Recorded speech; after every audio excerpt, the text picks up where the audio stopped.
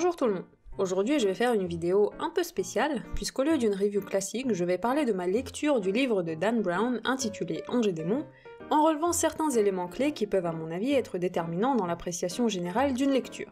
Commençons donc à feuilleter ce livre que j'ai trouvé vraiment... meh.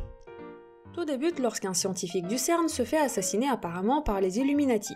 Le directeur du CERN, nommé Kohler, fait alors venir en Suisse, depuis les States, un expert en symbolique du nom de Robert Langdon, prof à Harvard.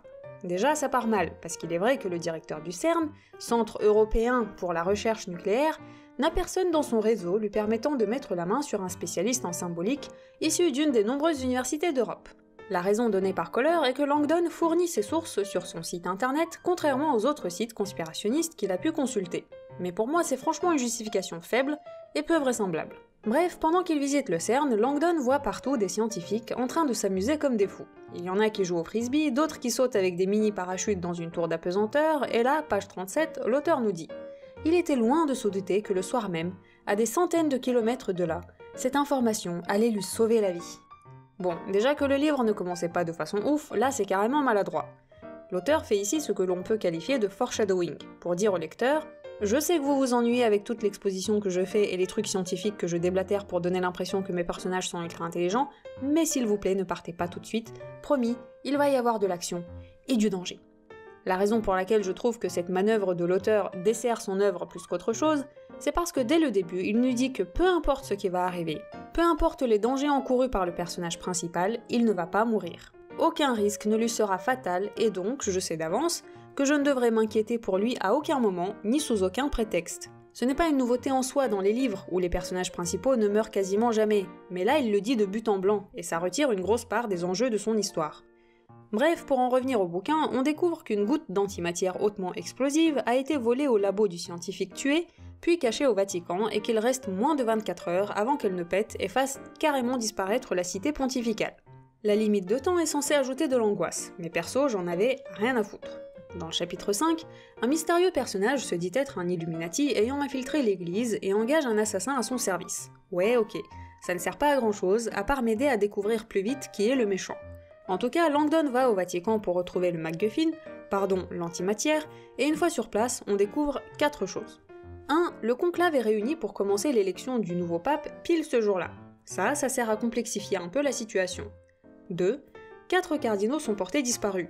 Le fait qu'ils soient en danger sert à augmenter les enjeux de l'histoire. 3. Le chef de la garde suisse, Olivetti, est un grand méchant misogyne qui fait obstruction à l'enquête de Langdon comme s'il voulait l'empêcher de trouver l'antimatière. Et vu comme l'auteur me tartine sur des pages et des pages l'antipathie de ce personnage, pour moi ça veut dire une chose. Dan Brown est en train de me supplier à genoux de croire que c'est lui l'Illuminati mystérieux infiltré dans l'église au chapitre 5 pour détourner mon attention du vrai coupable.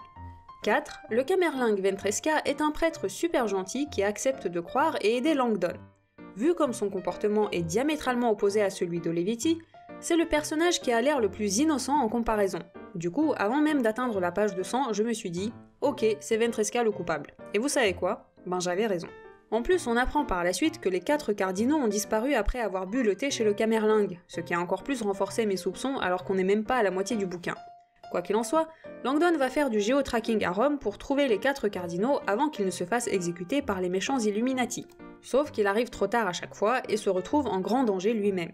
Malheureusement, tout ça ne me faisait ni chaud ni froid, tout simplement parce que je savais que Langdon n'allait crever à aucun moment, et aussi parce que, bien qu'ils meurent tous de façon tout à fait atroce, je n'avais aucun attachement émotionnel à ces cardinaux que Dan Brown n'avait pas pris le temps de développer dans son livre, vu qu'il était trop occupé à totalement rater la façon de brouiller les pistes de l'enquête. Page 350, l'auteur nous parle de la tombe de Saint-Pierre qui est au sous-sol, contrairement à ce que croit la majorité des touristes. Là, je me suis dit, ok, l'antimatière est dans cette tombe. Et vous savez quoi ? Ben j'avais raison. Puis, page 393, après que le Camerlingue ait fait tout un discours qui m'a confirmé de nouveau que c'était effectivement le fils de pute de l'histoire, Dan Brown en rajoute une couche et écrit ceci.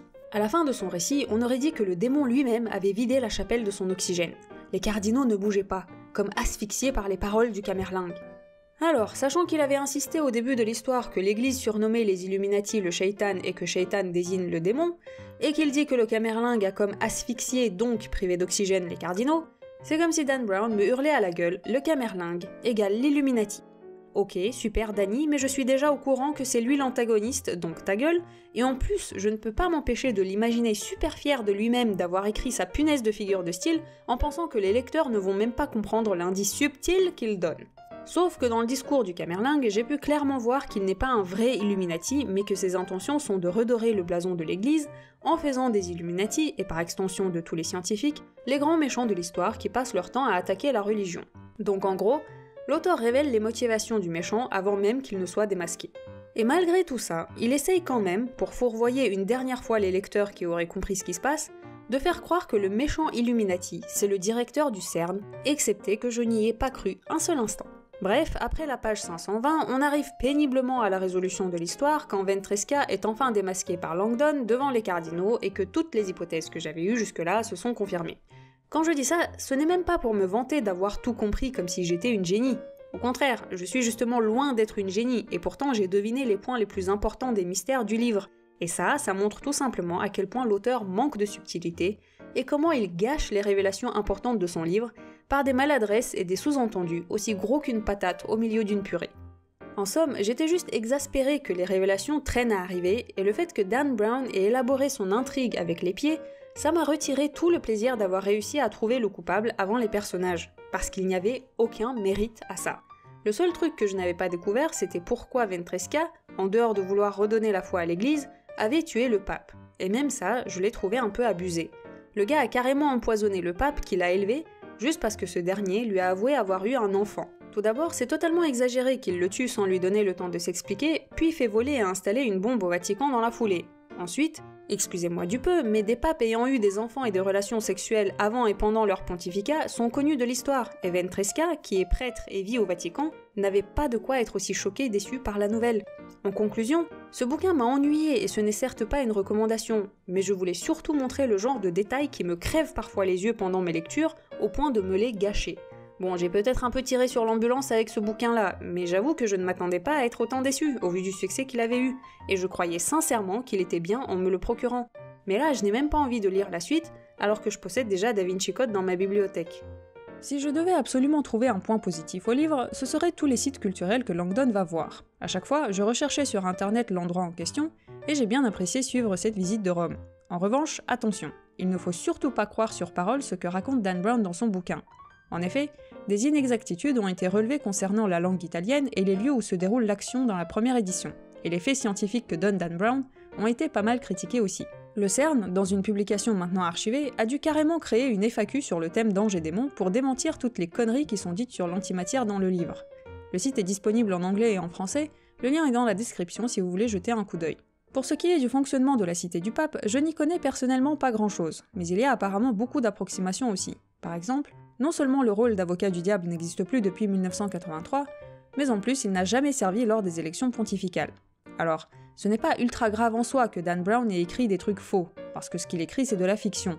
Mais il ne faut surtout pas lire ça en croyant qu'on y apprend des choses. Sur ces mauvaises paroles, merci d'avoir regardé jusqu'au bout, et à bientôt.